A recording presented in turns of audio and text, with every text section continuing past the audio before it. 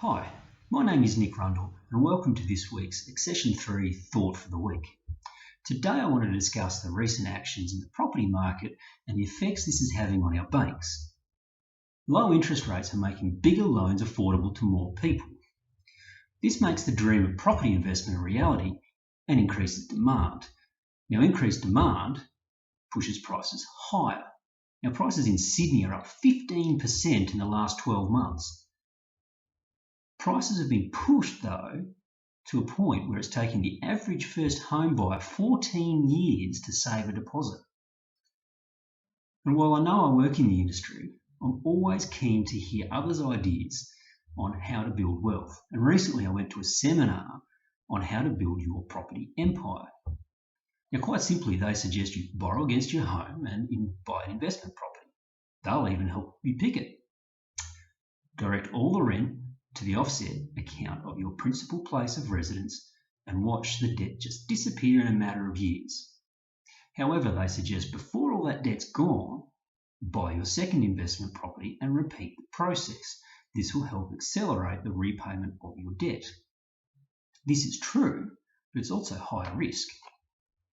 Now, if you got in on this strategy 10 to 15 years ago, I bet you've done very well because rates have fallen and demand in property has significantly increased.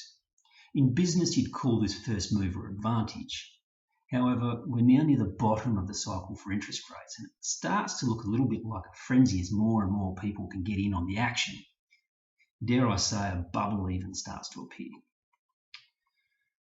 In an internal document, staff of the RBA have pinpointed growth in investment housing loans of 4.5% to 7% as reasonable and providing some comfort on its effects of the overall housing market. APRA, meanwhile, who regulates our banks, set the same target at 10%. The reality is, growth in investment housing is around 21%. That's staggering and a clear effect of the low interest rate environment that we're in. Now let's consider some stats. 38% of housing loan approvals are now for investment purposes. That's back at all-time highs. In Sydney, housing loan approvals are up 88% on 2 years ago. Melbourne is up 49%. 64% of new lending for investment properties is interest only. Now, interest only loans are common wealth creation strategies. The basis is clear your non-deductible debt first. This concerns regulators. Specifically, it concerns them that if rates were to rise, and we must remember that banks can increase rates without the RBA moving. Think back to the GFC when banks' funding costs rose as international credit markets tightened. In this scenario, investors will find themselves overextended and unable to service their debts as rates rise. As you'd expect, the investor would have to sell. As more and more investors can't afford to pay their debt, the market becomes flooded with stock. If this scenario was to happen, I bet property prices would fall. And this is what concerns the regulators. Given 64% of properties are now interest only, falling prices are a disaster waiting to happen in their opinion, because the end effect is that the debt that they're left to repay could be higher than the price they get on their property. Now, while this is a concern for the RBA and how it affects mum and dad investors, APRA holds even greater fears for the banks because significant bad debt increases could actually make a bank bankrupt. Now, APRA, who are so concerned, have actually moved in to deal with the big four banks to rectify this issue through what I would term non-interest rate means. Firstly, they're forcing the big banks to tighten their lending criteria for investment property, because in some cases the difference in the amount you can borrow could vary by as much as 50% from bank to bank.